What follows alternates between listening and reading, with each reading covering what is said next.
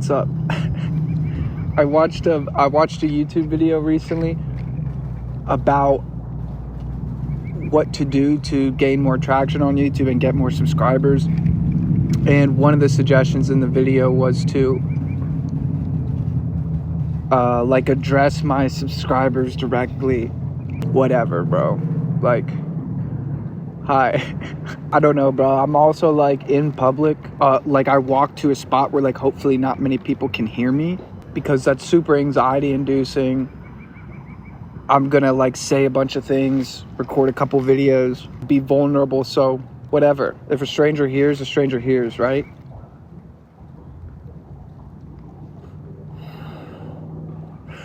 But I guess this is my little forward or whatever, prior to the actual topic of the video I'm about to get into. And I don't really have much to say other than I'm having fun with this stuff. I got some things that I'd like to share, and if you're watching this, I appreciate it. Yeah, thanks for listening to the senseless ramblings that are coming out of my mouth. I also just got this new camera. So sick, dude. You're gonna see a bunch of content that looks like this. I just like this camcorder aesthetic, just like everyone else. Yeah, those are my thoughts. The rest of this video, I will be reading Jesus, my hair's a mess. I will be reading an essay that I wrote, some words that I put together about faith. Okay. So recently, I was accompanied by a friend while attending an AA meeting. During this meeting, I was prompted to externalize some of my inner dialogue surrounding my relationship with a higher power. After giving it some thought, I began expressing the notion that overall, having faith is challenging for me. I'm someone who was raised with a slight and non-strict Christian influence.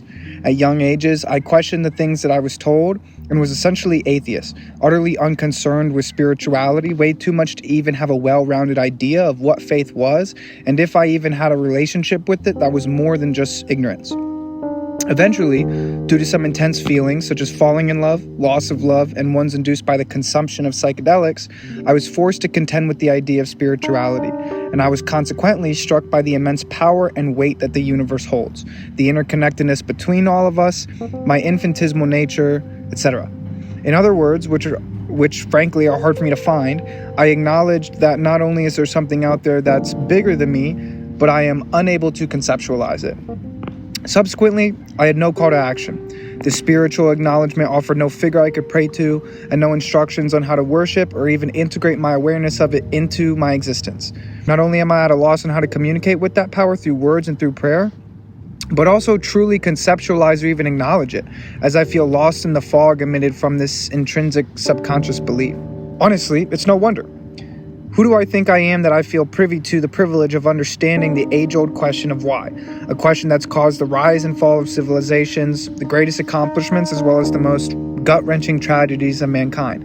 I feel as if I can't integrate my spiritual awareness into a common religion and practice, but truly, I haven't really tried.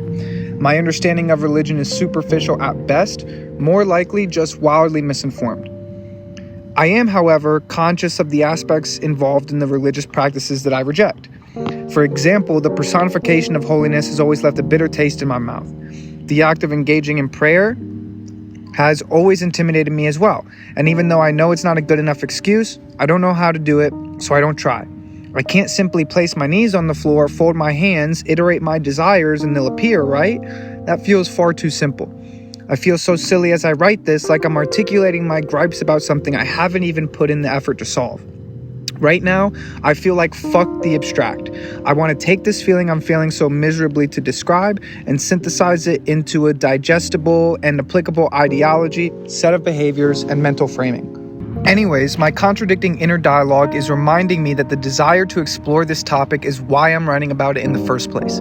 It's therefore no wonder why this essay is an unfocused collage of the miscellaneous thoughts that I have on faith. During the AA meeting that triggered my recent reflection, what I specifically vocalized was that putting my faith into the world feels like I'm taking it away from myself, as if I'm relinquishing my own free will as if the act of bestowing my trust into God requires a simultaneous acknowledgement that my fate is not up to me. If I dig slightly deeper, I can confidently theorize that the nature of my motivation is based on the notion that if my personal performance improves, so will my circumstance. This binary outlook is one that in the past I needed so I could get better, and a direct response to the cynic or devil on my shoulder that whispers to me that I can do whatever I want because nothing truly matters. Ironically and hypocritically, the empowerment I leverage to create positive change in my life, the same one that causes me to hesitate in my faithfulness, was whispered to me by God. So, is it that I am me, you are you, and God is God? Or are the lines blurred? I am definitely not God, but is putting my faith in Him really the same thing as taking it out of myself? It doesn't seem to be so. Although I am not God, I am unbelievably powerful as a leaf that falls from a tree. Sometimes I'm crushed by this power that lies both in myself and in every single thing in the world around me. Today, I am proud to say that I am doing well. The last 11 months of my life have been a renaissance of the soul. I'm sober, happier, healthier, clearer, more intentful, more purpose-driven, and more aware. This renaissance was a direct result of the classic trope of rock bottom, a self-sabotage-based hellscape of a day-to-day existence that I proudly leveraged to reach a more enlightened state that wildly juxtaposes its predecessor. A thought that has offered me great perspective is that the immense bliss I'm able to extract from my shitty job and my tiny apartment is because everything is relative to the trenches. I don't even have the capacity to complain I'm at the bottom of the mountain, as I just climbed from such a deep hole this may as well be the peak. Unfortunately, recently, my contentment was rudely interrupted to a nearly fatal degree. To piggyback off my previous analogy, the hole that I dug myself in had not been filled, despite me managing to crawl out, and horrifyingly, I almost fell back in. Circumstances had dictated that the thing that I love most in this world, my dog Lila, be taken from me. This particular loss cut so deeply for so many reasons, one of them being because it contradicted the very foundation of the belief I was leveraging to get better. The one that says, if you give better, you will receive better.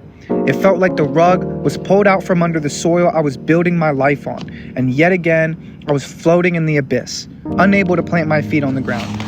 There was a naivete induced by the nature of my improved quality of life, one that made me forget about the tragedy of suffering and the reality that even if you do everything right, you may still be wrong, and even more sadistically tragic, that is still no excuse to not do right.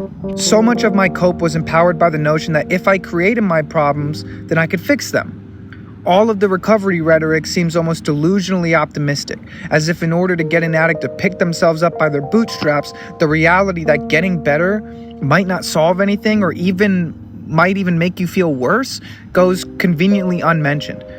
This is honestly why recovery culture never motivated me, as the lack of nuance makes it hard to believe. Essentially, the universe reminded me of my lack of imperviousness by serving me an undeserved platter of suffering that I was not only forced to eat, but expected to do so without the performance enhancers that I vowed to abstain from. In any regard, facing this level of despondency sober was something I never had the courage to do in my entire life. As a result, it occupied lots of space in my mind. Interestingly, I noticed a subtle wave of relief that seemed to accompany this pain, which is odd, right? There are a few factors that I attribute this to. For starters, my fight became clearly defined. As much as we project a seeking of peace in our lives, as humans, it is our nature to find problems and solve them. As a result, when everything is okay, it seems as if many of us tend to bear responsibility for more ambitious problems. To again reference my previous analogy, when I'm in the hole, I just idealize being on ground level. When I reach ground level, it's only a matter of time until I start idealizing climbing the mountain. Therefore, the satisfaction that accompanied my grief was partially caused by not having to climb that mountain. At least temporarily, my obligation became to not mess up, rather than to do good. I couldn't ask myself for more than simply handling the grief. Continuously, an additional factor for the relief that accompanied my pain was nostalgia. In the past, I've exercised the bad habit of indulging in my victimhood and using cynicism as leverage to sulk. I feel at home inside suffering. And in this case, it wasn't even indulgent. In some ways, because I was so humbled by this grief, because I was disempowered by circumstance, because things were out of my control, there was a sense of relief, as if this realization that things were outside of my control helped muzzle the critic in my head whose perfect expectations give me no leeway for even the most minuscule of mistakes. It's in moments like these that I realize my faith is present. If it's not my fault, if it's going to happen again, in spite of my efforts, why try at all? Why not relapse? Sure, I can frame the situation differently to justify my continued abstinence, but I could just as easily justify the opposite as well. So if my decision to move righteously is in spite of proof that things around me will get better, then it's faith-based. Suddenly, prayer makes a little more sense in this context.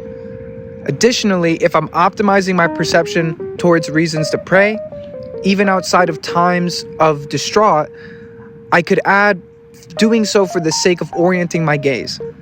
In other words, manifestation. At the cost of being associated with the misleading, cringeworthy, and woo-woo connotations surrounding that term, its relevance is pertinent. When you ask for something in prayer, it may not be derived from some entitled expectation for the world to orient itself around your desire, but rather it may be derived from a calling on oneself to be oriented in the world towards the desire, a communication with not only the powers that be, but a reminder to the self that although only God determines your right to have, you are expected to exercise your right to ask and to seek. Excuse my butchering of its scientific explanation, but there's a sentiment I'd like to convey. Our eyes literally perceive the world upside down. Light enters our cornea and refracts to create an image that is inverted and reversed. Electrical signals get sent to your brain, which encodes and interprets these signals as our upright 3D reality. I say this as proof, despite its triteness, that the world is what we make it. Where we orient our gaze, both literally and metaphorically, matters. Our brains feel like the interface between our soul and the universe, so hijacking as much agency in using them is integral. I wish I had a powerful conclusion or just a linear stream of thoughts in general that was easier to follow, but I don't. I've been enjoying reflecting, which doesn't always result in a punchy call to action, but rather a slightly better understanding of my thoughts and some slightly abstract points I can direct my focus towards and attempt to integrate. I've refined the way I think, and to summarize, I no longer wish to frame prayer as a relinquishing of control. Through prayer, I can acknowledge the power within myself as well as the universe around me. By communicating with the powers that be and seeking their assistance in my journey, I'm not invalidating the responsibility I bear for my own destiny, but rather I'm moving in accordance with it and requesting that be recognized. Somehow, through a strenuous and rigid dedication to worship, I believe I can strike upon a harmonious balance between directing the entirety of my life force into my goals and allowing God to determine the things that are outside of my control.